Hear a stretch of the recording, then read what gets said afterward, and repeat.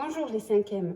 Cette fois-ci, je fais une vidéo pour vous expliquer comment on calcule le périmètre d'une figure quand il y a des unités de mesure différentes.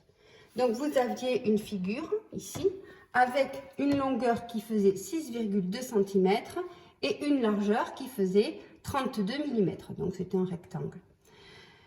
Et vous deviez calculer le périmètre de cette figure. Donc sur les travaux que j'ai reçus, vous avez tout mis en centimètres. Et ça, c'est très bien. On ne peut pas additionner des centimètres et des millimètres. Ce n'est pas possible. Donc, on doit tout mettre dans la même unité de mesure. Vous avez choisi les centimètres. Donc, vous avez converti toutes les mesures dans la même unité et vous avez choisi le centimètre.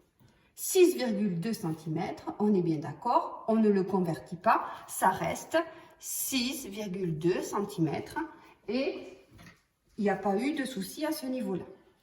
Par contre, 32 mm, on le convertit en centimètres. Alors, comment on convertit?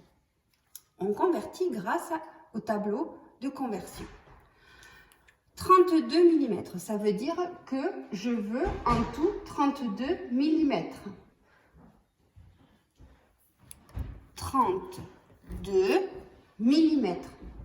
Si je le convertis en centimètres, j'appose la virgule pour dire que je veux des centimètres.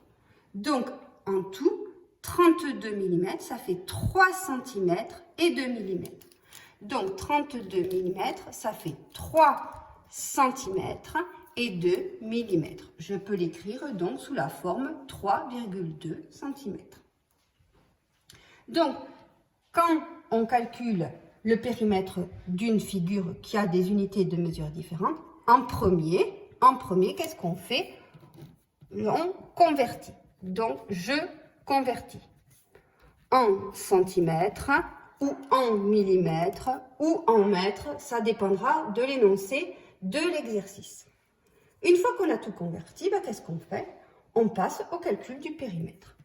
Le périmètre, il est égal donc au contour rouge, à la totalité du contour rouge.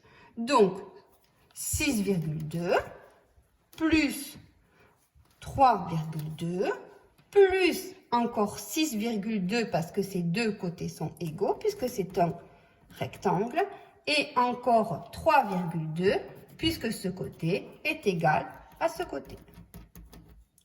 Et puis, on additionne les longueurs et on trouve le périmètre de la figure.